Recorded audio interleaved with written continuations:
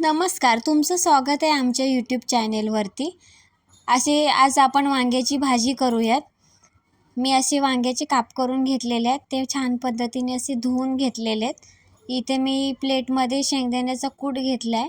शेंगदाण्याच्या कूटाची quantity जरा जास्त घ्यायची, कारण की छान लागते वांग्याच्या भाजीमध्ये. आणि थोडंसं हळद टाकलेली आहे. वरून आता त्याच्यामध्ये थोडीशी चटणी टाकते, मीठ आणि तेल आणि क्वचित थोडंसं पाणी. असं ह्या पद्धतीने आपण मसाला ॲड करून घेऊया. आणि तो साईडला मी ठेवला, असे काप करून ठेवलेले आहेत बाजूला. आता चला तर आपण भाजी शिजायला टाकूयात. कढई आपली तापलेली आहे. आता त्याच्यामध्ये मी थोडेसे कढीपत्ता टाकते ह्या पद्धतीने. आणि थोडंसं कूट टाकलेलं आहे मसाला केलेला.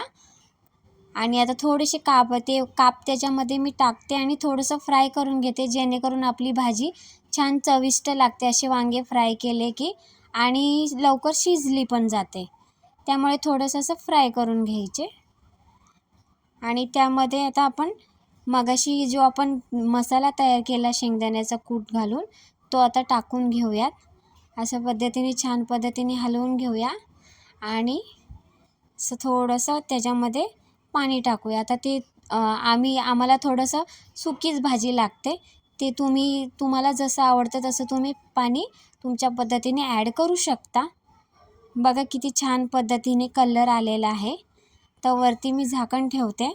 आणि एकीकडे आता आमच्या मक्याच्या भाकरी चालू आहेत. मक्याची भाकरी तुम्ही पण टेस्ट करून बनवून खाऊन सांगा.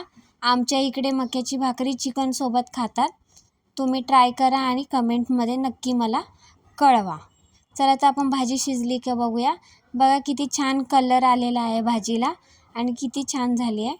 इकडे आपण तोपर्यंत थोडेसे तळून घेऊया. जेवणासोबत खायला छान लागतं. अशा पद्धतीने आमचं जेवण तयार आहे. तुम्ही पण या जेवायला. वांग्याची भाजी, मक्याची भाकरी, भात आणि फ्लावरची भाजी. फ्लावरच्या भाजीची रेसिपी तुम्हाला नंतर दाखवेल. Thanks, bye.